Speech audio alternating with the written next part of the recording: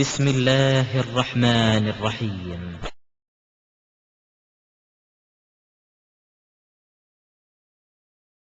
கண்ணியத்திற்குரிய எல்லாம் வல்ல அல்லாஹ்வின் நல்லடியார்களே, மனிதர்களாகிய நாம் அல்லாஹ்வினால் படைக்கப்பட்டிருக்கிற அந்த இயற்கை அமைப்பிலே இயற்கையிலேயே தவறு செய்யக்கூடிய குணமுடையவர்களாகத்தான் நாம் படைக்கப்பட்டிருக்கிறோம். தவறுகளிலிருந்து முழுமையாக விடுபட்டிருக்கிற, முழுக்க முழுக்க தவறுகளே செய்யாத ஒரு மனிதர் இந்த உலகத்திலே யாரும் பிறக்கப் போவதில்லை என அண்ணலம் பெருமகனார் நபிகள் நாயகம் ஸல்லல்லாஹு அலைஹி வஸல்லம் அவர்கள் கூட நமக்கு விளக்கி தந்திருக்கிறார்கள். இப்படி தவறு செய்யக்கூடிய இயல்புடைய நிலையிலே படைக்கப்பட்டிருக்கிற நாம் ஒரே அடியாக தவறுகளிலே மூழ்கி விடாமல் அல்லாஹ்வுடைய சிந்தனையோடு நம்மை பண்படுத்திக் கொள்வதற்காக நம்முடைய செயல்பாடுகளை சரி செய்து கொண்டு அல்லாஹ் விரும்புகிற நல்ல வழியிலே நமது வாழ்க்கையினை அமைத்துக் கொள்வதற்காக பல்வேறு விதமான போதனைகளை இஸ்லாம் நமக்கு வழங்குகிறது. அதிலும் குறிப்பாக நம்முடைய சிந்தனைகளை சரியான முறையிலே மாற்றி அமைத்துக் கொள்வதன் வழியாகத்தான் நாம் தவறுகளிலிருந்து நம்மை விடுவித்துக் கொள்ள முடியும் என்று இஸ்லாம் போதிக்கிறது. அதற்காக அல்லாஹ் ரப்புல் ஆலமீன் பல்வேறு வழிகளை நமக்கு சொல்லித் தருகிறான். குறிப்பாக ஒரு மனிதன் தன்னுடைய வாழ்க்கையை இஸ்லாமிய நெறிமுறைப்படி அமைத்துக் கொள்ள வேண்டும் என்று சொன்னால், யாருடைய உள்ளத்திலே இறை அச்சம் என்ற இறைவனுக்கு பயப்படுகிற உணர்வு ஆழமாக பதிகிறதோ அந்த மனிதன் தன்னை தவறுகளிலிருந்து தற்காத்துக் கொண்டு தன்னுடைய வாழ்க்கையை பண்படுத்திக் கொள்ள முடியும். அதை திருமறை குர்ஆன் பல்வேறு இடங்களிலே நமக்கு வலியுறுத்தி சொல்கிறது. யா அய்யுஹல்லதீன ஆமனுத்தகுல்லாஹ், மூமின்களே நீங்கள் அல்லாஹ்விற்கு அஞ்ச வேண்டிய விதத்திலே அஞ்சிக் கொள்ளுங்கள், நீங்கள் மரணிக்கிற பொழுது முஸ்லிம்களாகவே தவிர மரணித்து விட வேண்டாம் என்று இறை அச்சத்தின் வழியாக ஒரு மனிதன் தன்னை தற்காத்துக் கொள்ள முடியும் என்று இஸ்லாம் சொல்லுகிறது. அதே போன்று இறை வழிபாட்டின் வழியாகவும் நாம் தவறுகளிலிருந்து நம்மை தற்காத்துக் கொள்ள முடியும். குறிப்பாக தொழுகை, நோன்பு, ஜக்காத், ஹஜ் போன்ற இபாதத்துகள் எல்லாம் இறைவனுக்கு செய்யக்கூடிய வழிபாடுகளாக இருந்தாலும் கூட அவற்றை நாம் சரியான கோணத்திலே செய்து முடிக்கிற பொழுது அதனால் ஏற்படக்கூடிய உலகியல் ரீதியான, நடைமுறை ரீதியான நன்மை என்னவென்று பார்த்தால், தவறுகளை விட்டும் நம்மை நாம் பாதுகாத்துக் கொள்வதற்கு அந்த இபாதத்துகள் நமக்கு ஒரு வழியை அமைத்து தருவதாக திருக்குர்ஆன் சொல்கிறது. இன்ன ஸலாத்த தன்ஹா அனில் ஃபஹ்ஷாஇ வல் முன்கர், தொழுகை என்பது மானக்கேடான, அருவருக்க தகுந்த, மார்க்கம் தடுத்திருக்கிற தீமைகளை விட்டும் மனிதர்களை தடுத்து நிறுத்துகிற ஆற்றல் படைத்தது என்று அல்லாஹ் சொல்லுகிறார். இப்படி தொழுகை வழியாக, நோன்பின் வழியாகவும் அல்லாஹ்விற்கு செய்யக்கூடிய இன்னபிற வழிபாடுகள் ரீதியாகவும் நம்முடைய தவறுகளை நாம் குறைத்துக் கொள்ள முடியும், நம்மை சரியான பாதையிலே நாம் கொண்டு செல்ல முடியும். அதே போன்று நம்மை பண்படுத்தக்கூடிய இன்னொரு மிக முக்கியமான, அதே நேரத்திலே மிக எளிமையான ஒரு சிந்தனை போக்கினை இஸ்லாம் நமக்கு சொல்லித் தருகிறது. அதுதான் மரணத்தை பற்றி உண்டான சிந்தனை. மரணிக்கிற நேரத்திலே ஒரு மனிதன் எப்படியெல்லாம் துன்பத்தை அடைகிறான், மரணத்தினால் ஏற்படக்கூடிய இழப்புகள் என்ன, மரணத்திற்கு பிறகு வரக்கூடிய வாழ்க்கை நம்மை எப்படியெல்லாம் பாதிக்கும் என்பதனை குறித்து ஒரு மனிதன் தனது உள்ளத்திலே ஆழமாக சிந்தனை செய்து பார்த்தால், அவற்றை பற்றி அடிக்கடி நினைவு கூர்ந்தால், இயற்கையிலே ஒரு மனிதன் தவறுகளிலிருந்து தன்னை தற்காத்துக் கொள்ள முடியும். அண்ணலம் பெருமகனார் நபிகள் நாயகம் ஸல்லல்லாஹு அலைஹி வஸல்லம் அவர்கள் கூட இது குறித்து பல்வேறு கட்டங்களிலே நமக்கு போதனை செய்திருக்கிறார்கள். குறிப்பாக ஒரு தடவை சொன்னார்கள், குந்து நஹைத்துக்கும் அன் ஜியாரத்தல் குபூரி, மன்னரைகளை, கபறுகளை ஜியாரத்து செய்வதை விட்டு உங்களை நான் தடை செய்திருந்தேன். ஃபஸூருஹா, இப்பொழுது நான் அந்த தடையை நீக்கிவிட்டேன். ஆண்களுக்கும் பெண்களுக்கும் அந்த தடையை நான் நீக்கிவிட்டேன். இப்பொழுது நீங்கள் ஜியாரத்திற்கு செல்லுங்கள், மன்னரைகளை நாடி செல்லுங்கள். தர்காக்களுக்கு செல்வதல்ல, பொதுவான மையவாடிகளுக்கு. தர்காக்கள் என்பது இறந்தவர்கள் அடக்கம் செய்யப்பட்டு அந்த அடக்க ஸ்தலங்களிலே வழிபாட்டு தலங்களாக கட்டிடங்கள் எழுப்பப்பட்டு விட்டது என்று சொன்னால் அது இஸ்லாம் அனுமதிக்காத ஒரு இடம். இஸ்லாம் அனுமதிக்காத இடத்திற்கு நாம் செல்வதற்கு இஸ்லாம் அனுமதி வழங்காது, நபிகள் நாயகம் அனுமதிக்க மாட்டார்கள். ஆனாலும் ரசூல் ஸல்லல்லாஹு அலைஹி வஸல்லம் அவர்கள் சொல்லி காட்டக்கூடிய மன்னரைகள் என்பது பொதுவாக எல்லா மனிதர்களும் அடக்கம் செய்யப்பட்டிருக்கிற ஒரு சாதாரண பொது மையவாடிகளை பற்றி தான் நபிகள் நாயகம் சொல்கிறார்கள். குந்து நஹைத்துக்கும் அன் ஜியாரத்தல் குபூரி, கபறுகளை, மன்னரைகளை ஜியாரத்து செய்வது, சந்திப்பதை விட்டும் உங்களை நான் தடுத்திருந்தேன். ஃபஸூருஹா, இப்பொழுது நான் உங்களுக்கு அனுமதிக்கிறேன், கட்டளையிடுகிறேன், நீங்கள் அதை ஜியாரத்திற்கு செல்லுங்கள். ஜியாரத்து செல்வதனால் ஒரு பெரிய மன மாற்றத்தை நாம் அடைய முடியும். ஆனால் இன்றைய தினம் நம்முடைய சகோதரர்கள் மத்தியிலே இந்த நபிகள் நாயகம் காட்டி தந்த சுன்னத்தான வழிமுறை பெரும்பாலும் புறக்கணிக்கப்பட்டிருப்பதை பார்க்கிறோம். ஜியாரத்து தர்காக்களுக்கு செல்லக்கூடாது என்று போதித்த அந்த போதனையை பொதுவாக கபர்களை சந்திப்பதே கூடாது என்ற கோணத்திலே எடுத்துக்கொண்டு கபர்களுக்கு செல்லக்கூடிய பழக்கம் மிக மிக மிக நம்மிடத்திலே குறைந்து போயிருப்பதை பார்க்கிறோம். ஆனால் இந்த கபர்களுக்கு ஜியாரத்துக்கு செல்வது என்பது எப்படிப்பட்ட மாற்றத்தை ஏற்படுத்தும் என்றால், நம்முடைய உள்ளத்திலே எப்படி ஒரு பண்பாட்டை ஏற்படுத்தும் என்று சொன்னால், நபிகள் நாயகம் அதையும் நமக்கு விளக்கி தருகிறார்கள். அது ரிக்கல் குலூபு. நீங்கள் ஜியாரத்திற்கு சென்றால் அந்த ஜியாரத்து உங்களுடைய உள்ளங்களை எல்லாம் லேசாக்கும், உங்களுடைய கண்களிலிருந்து கண்ணீரை வரவழைக்கும். அல்லாஹ்வுடைய அந்த மரணத்தினுடைய சிந்தனை அந்த இடத்திலே நமது உள்ளத்திலே கொண்டு வந்து நிறுத்த வேண்டும். ஜியாரத்து செல்வதனுடைய மிக முக்கியமான நோக்கம் என்னவென்று சொன்னால், அங்கே போய் நினைத்து பார்க்க வேண்டும், அவர்களுக்கு சலாம் சொல்ல வேண்டும். ரசூல் ஸல்லல்லாஹு அலைஹி வஸல்லம் சொல்லி காட்டுகிறார்கள், அஸ்ஸலாமு அலைக்கும் யா தார கௌமி மூமினீன், இறை நம்பிக்கை கொண்ட கூட்டத்தாரே, உங்கள் மீது அல்லாஹ்வுடைய சாந்தியும் சமாதானமும் உண்டாகட்டும் என்று சொல்லிவிட்டு அதனை தொடர்ந்து சொல்ல வேண்டுமா, இன்னா இன்ஷா அல்லாஹு பிக்கும் லாஹிகூன், நீங்கள் முந்தி சென்று விட்டீர்கள், நாங்களும் உங்களை தொடர்ந்து வரத்தான் போகிறோம். நாங்க இங்கேயே நிரந்தரமா இருந்துட போறதில்லை. நீங்க எப்படி இந்த உலகத்தை விட்டு பிரிஞ்சு போயிட்டீங்களோ, எங்களை விட்டு பிரிந்து சென்று விட்டீர்களோ, அதே போன்று நாங்களும் ஒரு காலத்திலே அல்லாஹ் எந்த நாளை எங்களுக்கு நிர்ணயித்திருக்கிறானோ அந்த நாளிலே நாங்களும் உங்களை வந்து சேரத்தான் போகிறோம் என்று சொல்லி அந்த மரணத்தை பற்றி உண்டான சிந்தனையை ஒருவர் அந்த இடத்திலே தனது உள்ளத்திலே நினைத்து பார்க்க வேண்டும் என்று சொல்லுகிறார்கள். இந்த மரணத்தை பற்றி உண்டான நினைப்பு தான் மற்ற எல்லா பாடங்களை விட, உலகத்திலே நாம் பாடம் படிப்பதற்கு நம்மை பண்படுத்துவதற்கு எத்தனையோ வழிமுறைகளை இஸ்லாம் சொல்லி தந்தாலும் இந்த மரணத்தை பற்றி உண்டான சிந்தனை சொல்லி தருகிற அளவிற்கு ஒரு சிறந்த பாடத்தை, நமது உள்ளத்திலே ஆழமாக பதிய வைக்கின்ற ஒரு பாடத்தை வேறு எந்த போதனைகளும், வேறு எந்த வழிபாடுகளும், வேறு எந்த ஒரு அறிவுரைகளும் நமக்கு செய்ய முடியாத ஒரு அழகான உள்ளச்சத்தை, அழகான சிந்தனை மாற்றத்தை இந்த மரண சிந்தனை ஏற்படுத்தும். அதற்காக நாம் தேடி வழிய சென்று வாரத்தில் ஒரு நாளாவது, மாதத்தில் ஒரு நாளாவது நமக்கு நேரம் கிடைக்கிற தருணங்களில் எல்லாம் இது போன்ற மன்னரைகளை சென்று சந்தித்து மரணத்தை பற்றி உண்டான சிந்தனைகளை உள்ளத்திலே நாம் பதிய வைத்துக் கொள்ள வேண்டும். மரணம் எப்படிப்பட்டது? அண்ணலம் பெருமகனார் வர்ணிக்கிறார்கள். கடைசி தருணத்திலே, உயிர் பிரியக்கூடிய அந்த கடைசி நிமிடத்திலே இந்த உலக வாழ்க்கையை வீணாக்கிவிட்ட ஒவ்வொரு மனிதனும் புலம்ப ஆரம்பிப்பான். ஆகா, நம்முடைய வாழ்க்கை வீணாகிவிட்டதே. கடைசி நிமிடத்திலே உயிரை பிடுங்குகிற மலக்குமார்கள் அவர்களின் அந்த மரணிக்கக்கூடிய மனிதனுடைய கண்களுக்கு எதிரிலே வந்து காட்சி தருவார். பயங்கரமான தோற்றத்தோடு காட்சி தருவார். அவருடைய உயிரை முதுகிலும் பித்தட்டுகளிலும் அடித்த நிலையிலே நீ உயிரை வெளியேற்றி என்று சொல்லி வலுக்கட்டாயமான முறையில் நமது உடலில் இருந்து உயிர் பிரித்தெடுக்கப்படும். அதனை நபிகள் நாயகம் அவர்கள் ஒரு உவமையோடு கூறுகிறார்கள்.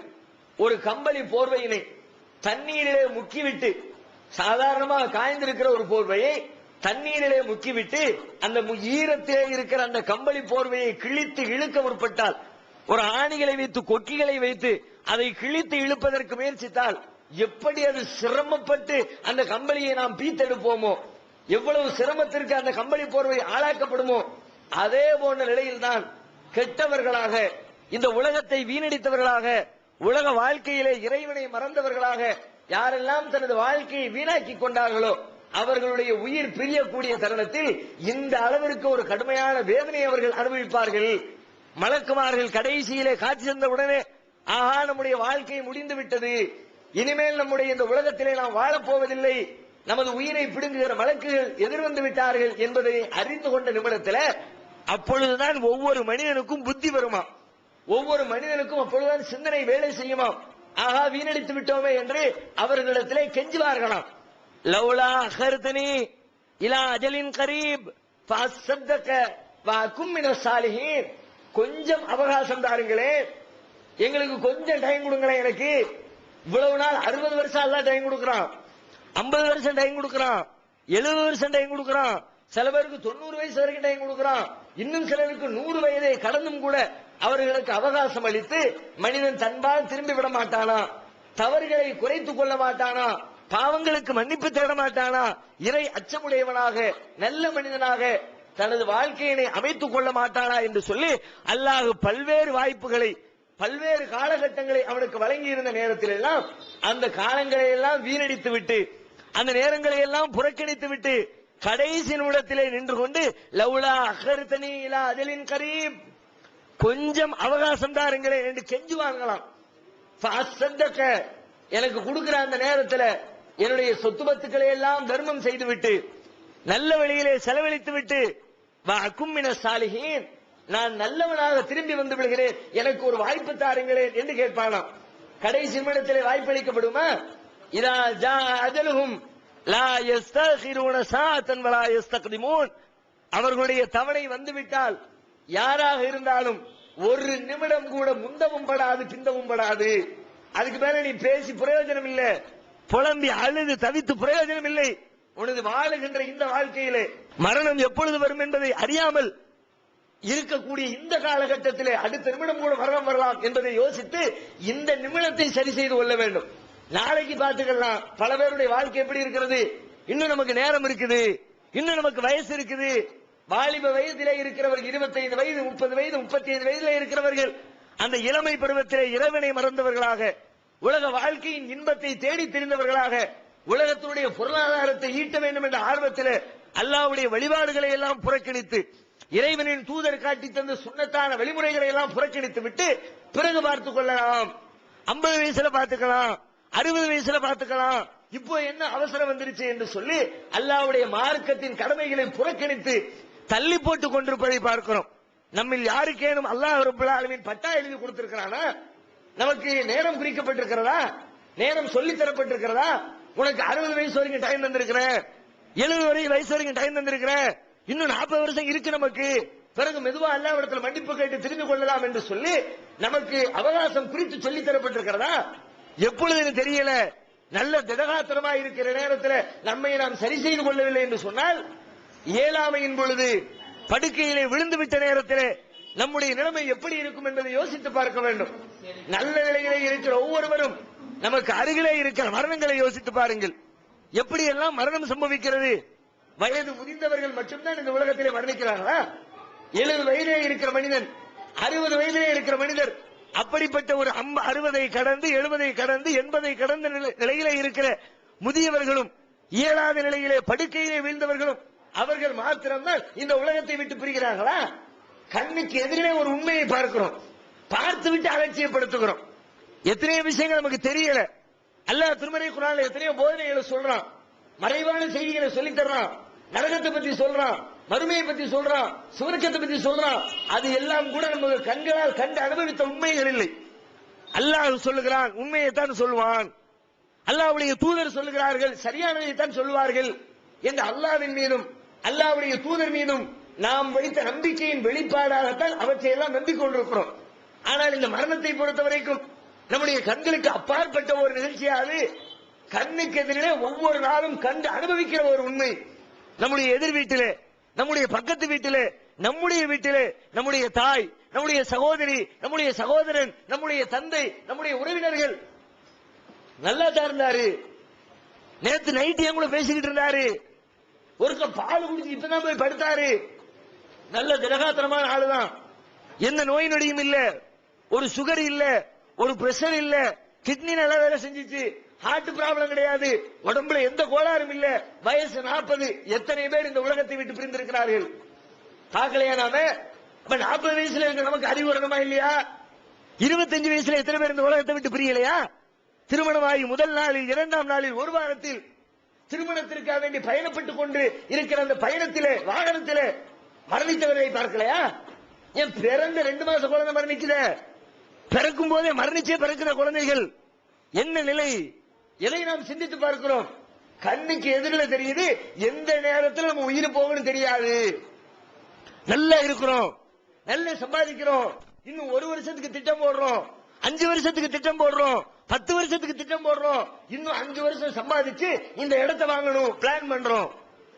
இவ்வளவு சிரமப்பட்டு சம்பாதிச்சு வெளிநாட்டுல போய் பணத்தை ஈட்டு இந்த ஒரு பெரிய பில்டிங்கை கட்டிடணும் திட்டம் போடுறோம். 5 ஆண்டு காலம் இந்த உலகத்திலே ஜீவித்திருப்போம் என்று நமக்கு பட்டா எழுதி கொடுக்கப்பட்டிருக்கிறதா? சொல்ல முடியாது. அப்படி திட்டம் போட்ட எத்தனை பேர் இந்த உலகத்தில் இல்ல?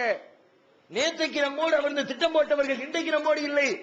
இப்படி கண்ணுக்கு எதிரே ஒரு உண்மையை பார்த்துவிட்டு நாம இந்த நிமிஷமா அடுத்த நிமிஷமா தெரியாமல் இருக்கிற இந்த வாழ்க்கையில எப்படி ஒரு முஸ்லிம் அல்லாஹ்வை மறக்க முடிகிறது?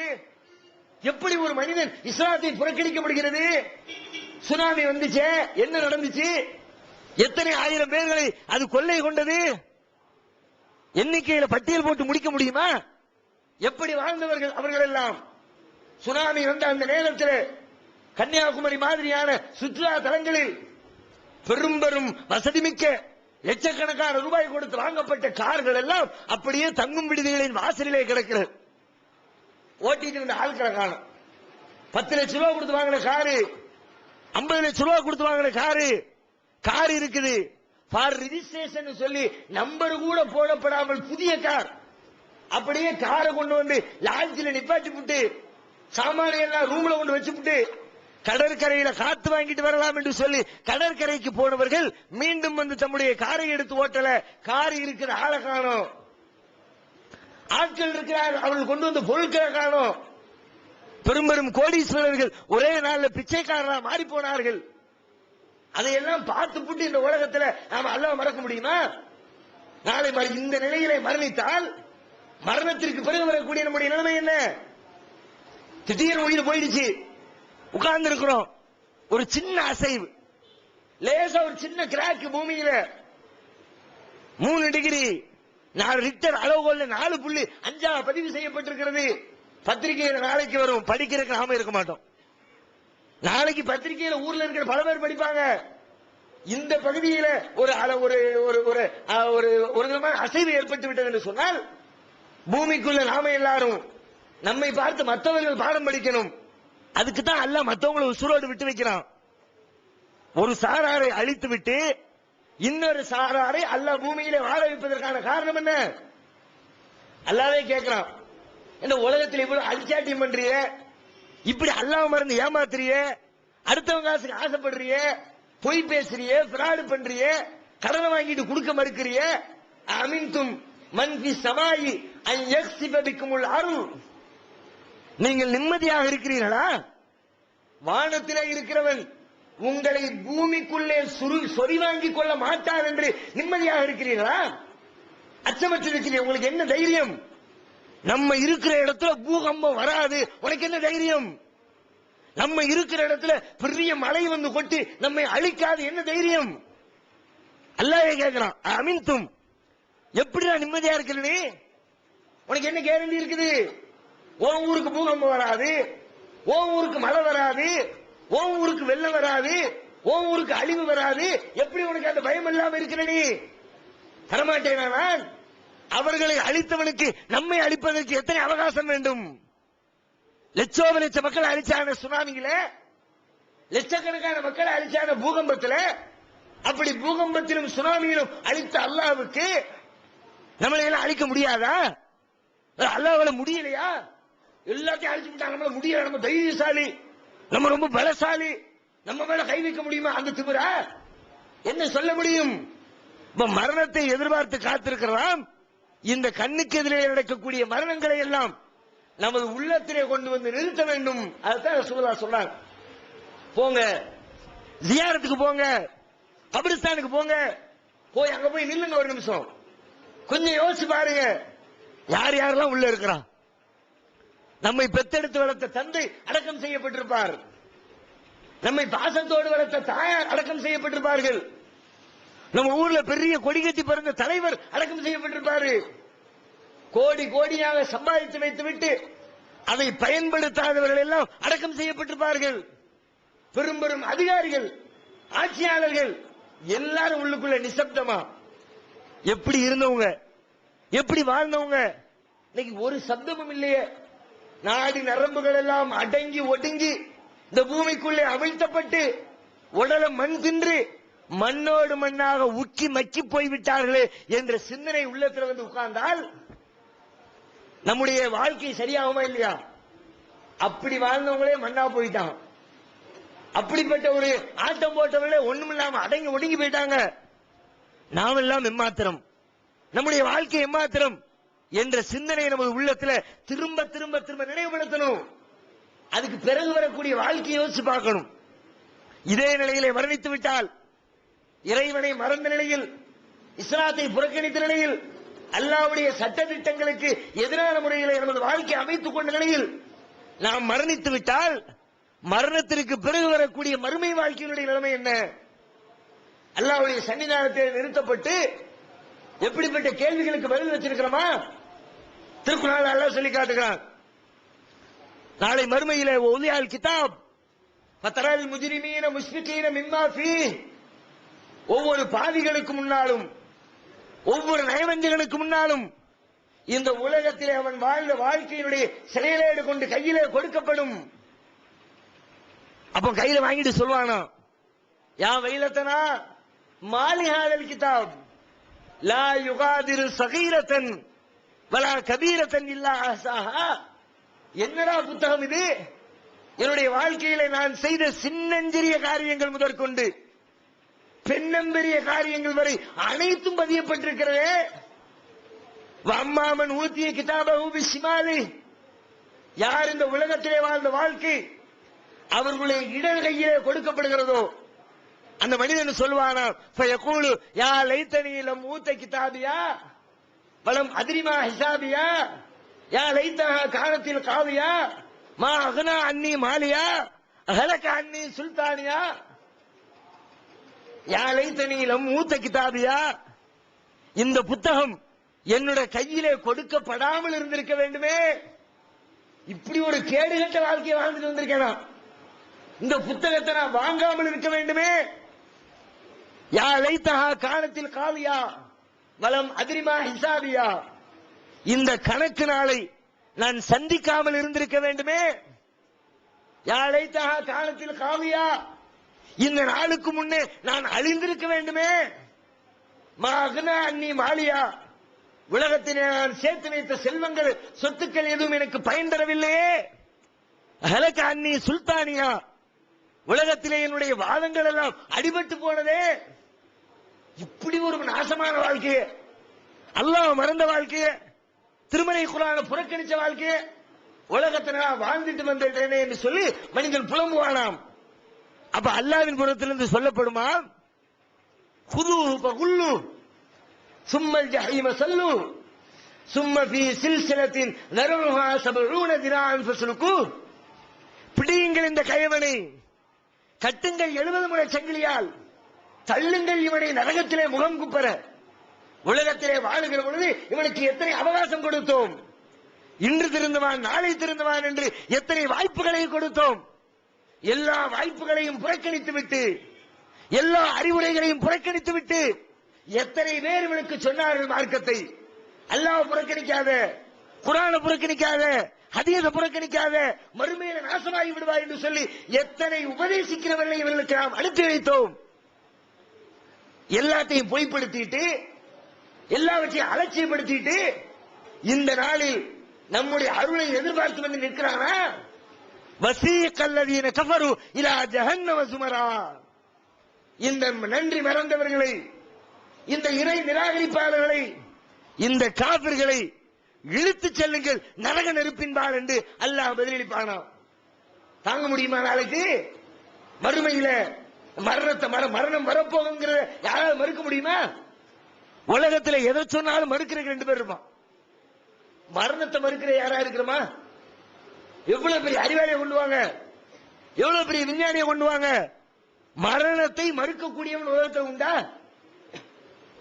யாரும் கிடையாது. எல்லாரும் ஒத்துக்கிறது, எல்லோரும் தெரிஞ்சு வச்சிருக்கிறோம். உலகம் நிரந்தரம் கிடையாது. ஒருவன் மரணிக்காமல் இருக்க வேண்டும் என்று சொன்னால் இந்த உலகத்தில் யாரு பிறக்கலையோ அவன் தான் மரணிக்காமல் இருக்க முடியும். உலகத்தில் எவன் பிறந்துட்டானோ அவன் கண்டிப்பாக மரணத்தை தழுவிய தீர்வான். ஐனமா தகூனு யுத்ரிக்குமுல் மௌத் வலவ் குன்தும் ஃபீ புரூஜின் முஷய்யதா, உறுதியான கோட்டை கொத்தளங்களில் நீங்கள் வசித்தாலும் அங்கேயும் உங்களை மரணம் வந்தடையும். மரணத்தை விட்டு தப்பிக்க முடியாது நல்லா தெரிந்திருக்கிறோம். மரணத்துக்கு பிறகு ஒரு வாழ்க்கை இருக்குன்னு புரிஞ்சிருக்கிறோம். அந்த வாழ்க்கை ரொம்ப கொடூரமானது என்றும் விளங்கி இருக்கிறோம். அந்த விளக்கத்துக்கு தகுந்த மாதிரி நம்முடைய வாழ்க்கை அமைச்சிருக்கிறோமா?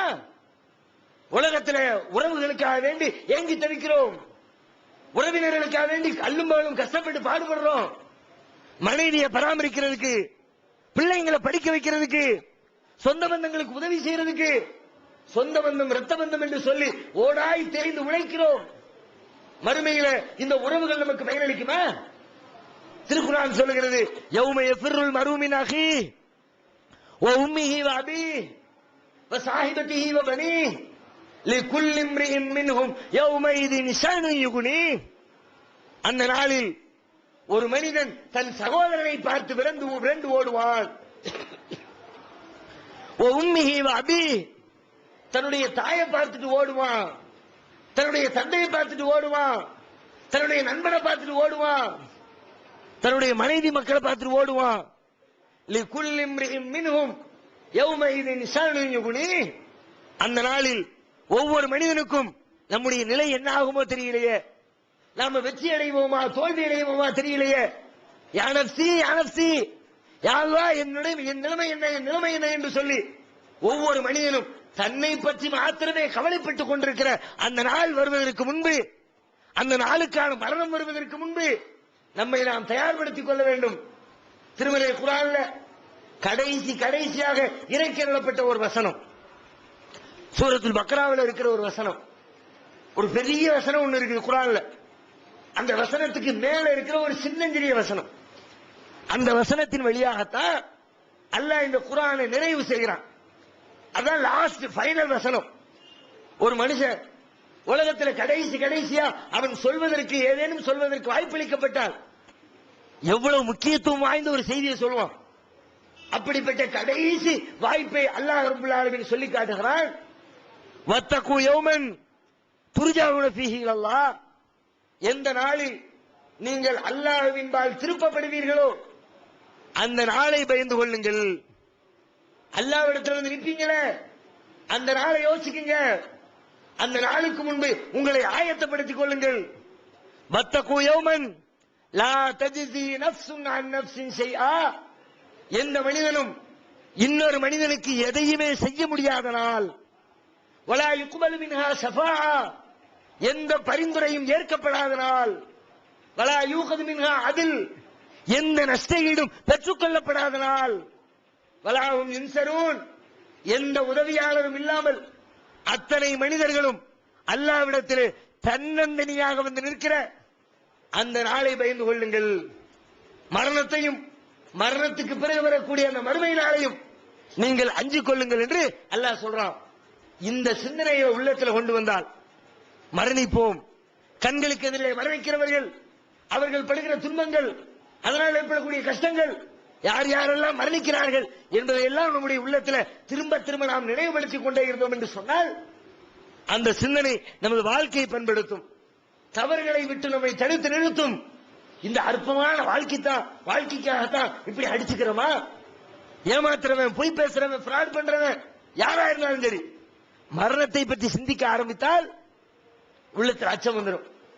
இதுக்கு தான் இப்படியா கஷ்டப்பட்டு இன்னைக்கு ஒருத்தனை ஏமாத்தி 1 லட்சம் ரூபாய் வாங்கிவிட்டேன், வாங்கி இந்த 1 லட்சத்தை நான் பயன்படுத்துவேனா? அதுக்கான கேரண்டி இருக்குதா? 1 லட்சம் வாங்கிவிட்டேன், ஏமாத்திட்டேன், வாங்கி கையில வாங்கின பணத்தை பயன்படுத்துவதற்கு முன்பு மரணம் என்னை தழுவிக்கொண்டால் ஏமாத்துறது மட்டும்தான் மிச்சம் இருக்குது. அதனால எந்த பயனும் இல்லை. மறுமையில் தண்டனை மட்டும்தான் மிச்சம் இருக்குது, அதனால எந்த நன்மையும் இல்லை. மறுமையில் குற்றவாளிகளாக நிற்கக்கூடாது என்று பயந்தால், மரண நேரத்தில் கம்பளி போர்வை கிழித்து உருவப்படுவதை போன்று நம்முடைய உயிர்கள் கிழிக்கப்படக்கூடாது என்று அஞ்சினால், நாளை மறுமையில அல்லாஹ்வுடைய சன்னிதானத்திலே அல்லோலப்பட்டு நிற்கக்கூடாது என்று பயந்தால், நாம் இருக்கிற இந்த நிமிடத்தை சரியானதாக பயன்படுத்துவோம். இந்த நிமிடத்திலே அல்லாஹ்விடத்திலே கையேந்துவோம். கடந்த காலத்திலே நாம் செய்த தவறுகள் எப்படிப்பட்ட தவறாக இருந்தாலும் அல்லாஹ்வுடைய சன்னிதானத்திலே முறையிடுவோம், கபர்களை சந்திப்போம், ஜியாரத்துகளை மேற்கொள்வோம், மரணத்தை நினைவு கூறுவோம், அல்லாஹ்விடத்திலே நன்மைகளை பெற்று நல்ல மனிதர்களாக வாழ்வதற்கு முயற்சிப்போம். அல்லாஹ் நம் அனைவருக்கும் அதற்குரிய. தமிழ்நாடு தௌஹீத் ஜமாஅத்தின் அரும் பணிகள், இஸ்லாம் கூறும் அனைத்து பணிகளையும் குர்ஆன் மற்றும் நபி வழியின் அடிப்படையில் செயல்படுத்தும் முதன்மையான அமைப்பு தமிழ்நாடு தௌஹீத் ஜமாஅத். பிற மத மக்களுக்கு இஸ்லாத்தை எடுத்துரைக்க அழைப்பு பணி. இஸ்லாத்தை ஏற்றுக்கொண்டவர்களுக்காக அனைத்து உதவிகளுடன் முற்றிலும் இலவசமாக ஆண்களுக்கும் பெண்களுக்கும் என தனித்தனி பயிற்சி மையங்கள். முஸ்லிம் சமுதாயத்தில் காணப்படும் பலவித தீமைகள் மற்றும் மூட நம்பிக்கைகளை களைவதற்கு பொதுக்கூட்டங்கள், மாநாடுகள் போன்ற பல்வேறு நிகழ்ச்சிகள், வரதட்சணை ஒழிப்பு பற்றிய விழிப்புணர்வு கூட்டங்கள் மற்றும் வாங்கிய வரதட்சணையை திருப்பிக் கொடுக்கும் நிகழ்ச்சிகள், உயிர்காக்கும் இரத்த தானங்கள், இலவச மருத்துவ முகாம்கள் மற்றும் ஆம்புலன்ஸ் சேவைகள், ஏழை எளிய மாணவ மாணவிகளுக்கு இலவச நோட்டு புத்தகங்கள், இலவச சீருடைகள், நோன்பு பெருநாளை மகிழ்ச்சியுடன் கொண்டாட ஃபித்ரா விநியோகம் மற்றும் ஹஜ் பெருநாளின் போது கூட்டு குர்பானி திட்டம், சுனாமி, தீ விபத்து, சாலை விபத்து, வெள்ளம் போன்ற திடீர் விபத்துகளில் பாதிக்கப்படும் மக்களுக்கு ஓடோடி சென்று உதவுதல், தனியார் தொலைக்காட்சி மூலம் தினந்தோறும் பல்வேறு நிகழ்ச்சிகள், இணையதளம் மூலம் இஸ்லாத்தை அறிந்து கொள்ள www.onlinepj.com, www.tntj.net போன்ற இரு இணையதளங்கள், ஏகத்துவம், தீன்குல பெண்மணி